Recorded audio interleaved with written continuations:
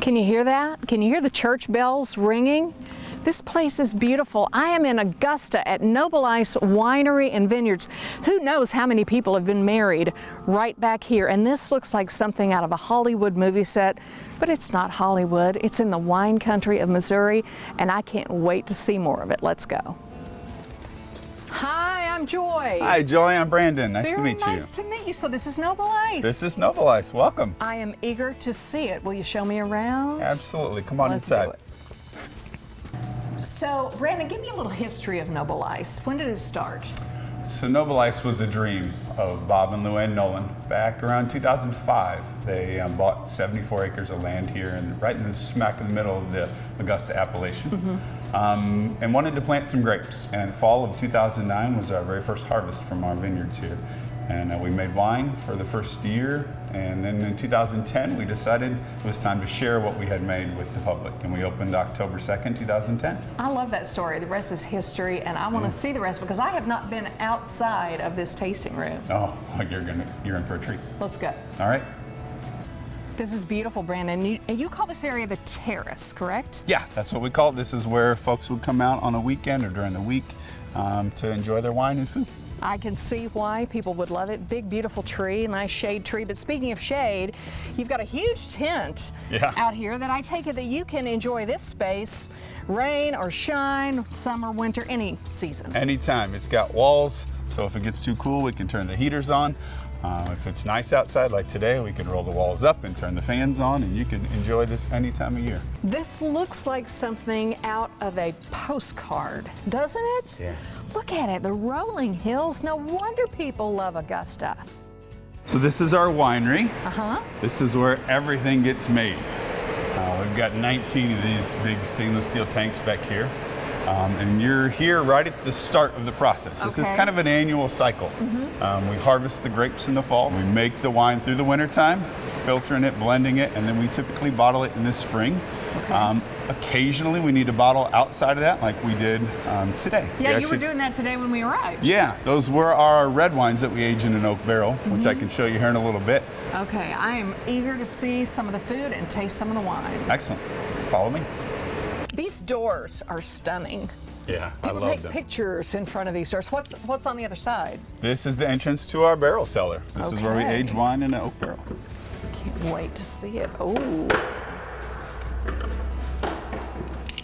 So Brandon, this is the barrel room. So everything we saw in the tanks, once it finishes there, it comes in a barrel and it lands here. Not everything, but some of them. Okay. Yeah, when we decide we want to put wine in an oak barrel, it's intentional because we're going to pick up some flavors from that oak. Exactly. Each barrel is toasted over an open flame, and we're caramelizing the natural sugars in the wood, which brings about different flavors. So when we put wine in a barrel, we're kind of intentionally sacrificing some of the fruitiness for some of the flavors we'll pick up from that barrel, which could be anything from a vanilla to coffee and mocha and spice and all different kinds of things. But you get a lot of magic in there, and it's entirely different than a stainless steel tank. Absolutely. Stainless steel is inert, so it's not going to change the wine at all. What you taste is what Mother Nature made in the grape. Okay, I love this wine education, and in this particular room, I mean, of course, you can do the wine flights upstairs and do a tasting up there. But if you really want the education, you can come down here for about an hour and get a really good tasting. That's right. Yeah, we call them our cellar tastings. Yeah. They're led by some of my staff that are highly trained, that know all the ins and outs about our wine, how it's made, what it pairs well with, how to best enjoy it, how to serve it, how to store it. Any kind of that stuff we like to geek out about with our wine. It's a good way to be a geek. Okay, speaking of, can I taste some before I go? For sure. Let's head on up to the tasting. Okay. So Brandon's going to show me a red and a white. Yeah. Which one do you prefer to start with? I'm good with either one. Well, I picked 4 that I thought you might like, but let's try, how about our dry Traminette? Perfect. This is the vineyard that we saw outside when we were by the tent. I am a drier wine drinker, so. Well, then you ought to love this. It's real crisp, it's real clean. It's got some nice floral notes, a little spice in the finish. It's a beautiful grape. Are you a fan of this one? Of course you are. Of course.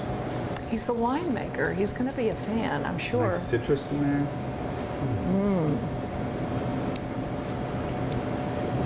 Perfect for a hot summer day. I'm real proud of this one. This is our owner's Reserve Norton, which is why it's screen printed, got the dipped in wax by hand. Very pretty. Now, you told me earlier this is one of your absolute favorites. This is, yeah. Oh, this This is is one. kind of your go-to? I can drink this one when it's nice outside. Thank you. I'm sitting alone, it's quiet, and I just want to relax and take in the day. This is perfect.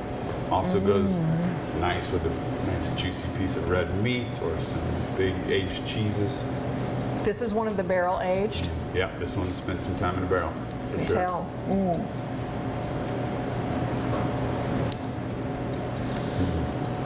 Okay, put me down for a case of this one.